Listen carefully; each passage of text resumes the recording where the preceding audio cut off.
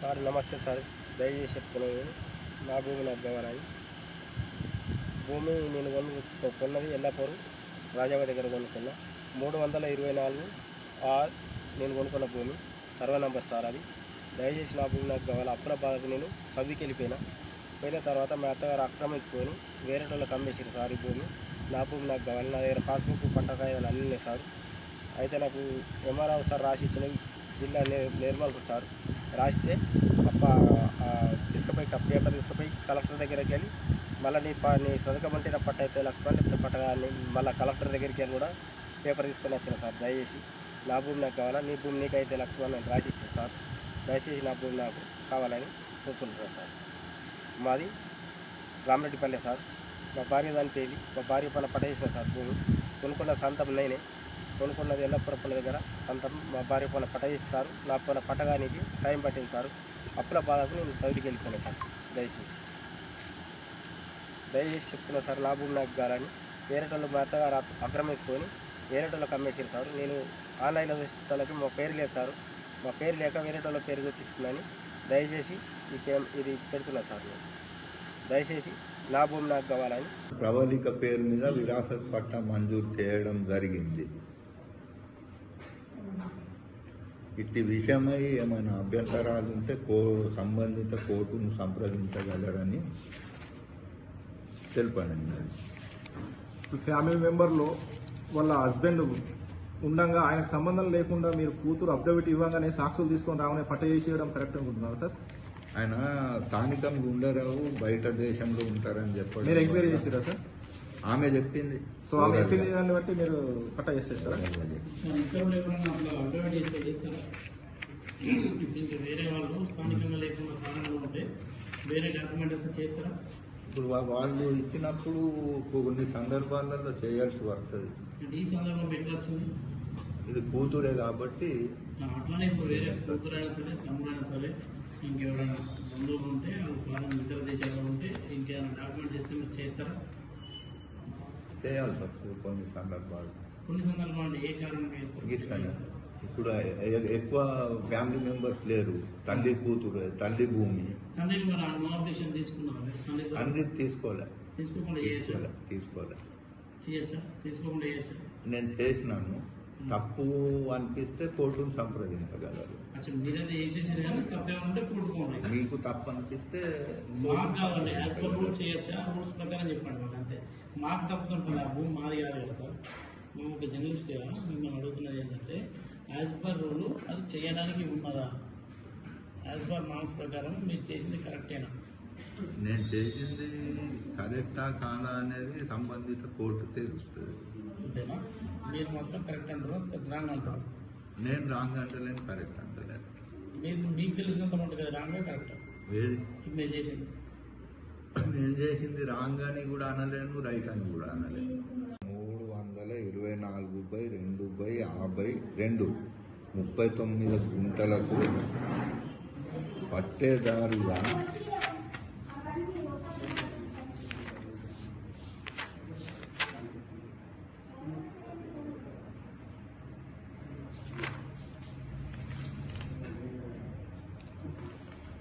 అలకుంట గంగమ్మ భర్త లక్ష్మణ్ గారు ఉండి మరణించినందున కుటుంబ సభ్యుల ధృవీకరణ పత్రం ప్రకారం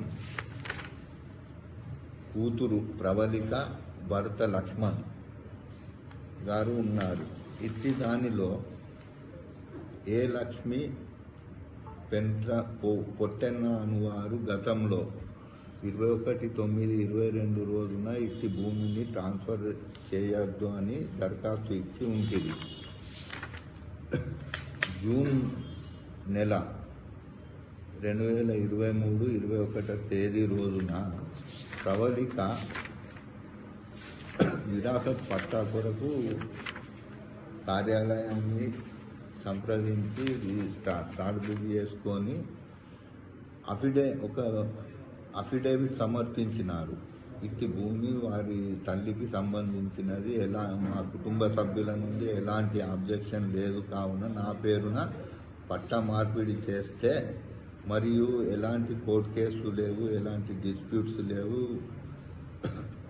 ఫ్యూచర్లో ఎలాంటి డిస్ప్యూట్ వచ్చినా దానికి నేను బాధ్యురాలినని చెప్పి అఫిడేవిట్ ఇవ్వడం జరిగింది. అట్టి అఫిడేవిట్ మరియు సాక్షుల ఆధారం మేరకు సాక్షులు 5 సాక్షులు ఇచ్చి దాంట్లో ఉన్నారు.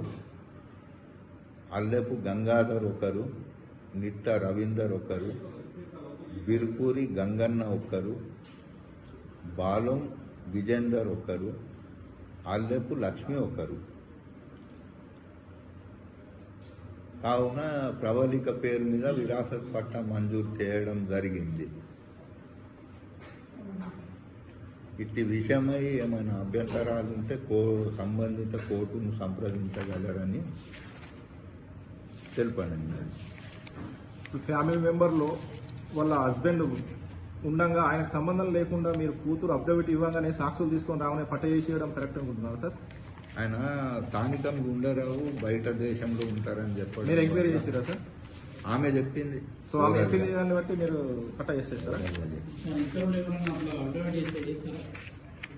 ఇప్పుడు ఇంకా వేరే వాళ్ళు స్థానికంగా లేకుండా స్థానికంగా ఉంటే వేరే డాక్యుమెంట్ వస్తే చేస్తారా? ఇప్పుడు వాళ్ళు ఇచ్చినప్పుడు కొన్ని సందర్భాలలో చేయాల్సి వస్తుంది. అంటే ఈ సందర్భం ఎట్లా వచ్చింది? ఇది కూతురే కాబట్టి అట్లానే ఇప్పుడు వేరే కూతురైనా సరే, తమ్ముడైనా సరే, ఇంకెవరైనా బంధువులు ఉంటే వాళ్ళు ఫారెన్ ఇతర దేశాల్లో ఉంటే ఇంకేమైనా డాక్యుమెంట్ చేస్తే మీరు చేస్తారా? చేయాల్సి వస్తుంది కొన్ని సందర్భాలు. కొన్ని సందర్భాలు ఏ కారణంగా గీస్తాను. చేస్తారు? ఇప్పుడు ఎక్కువ ఫ్యామిలీ మెంబర్స్ లేరు. తల్లి కూతురు, తల్లి భూమి. తండ్రిని మరి నోటిఫికేషన్ తీసుకున్నాను తండ్రి తీసుకోలే తీసుకోకుండా చేయొచ్చా? తీసుకోలే చేయొచ్చా? తీసుకోకుండా చేయొచ్చా? నేను చేసినాను. తప్పు అనిపిస్తే కోర్టును సంప్రదించగలరు. అచ్చా, మీరైతే చేసేసారు కానీ తప్పే ఉంటే కొట్టుకోండి. మీకు తప్పు అనిపిస్తే మాకు కాదండి, యాజ్ పర్ రూల్స్ చేయొచ్చా? రూల్స్ ప్రకారం చెప్పండి మాకు, అంతే. మాకు తప్పుతుంటుంది, ఆ భూమి మాది కాదు కదా సార్. మేము ఒక జర్నలిస్ట్గా మిమ్మల్ని అడుగుతున్నది ఏంటంటే, యాజ్ పర్ రూల్ అది చేయడానికి ఉన్నదా?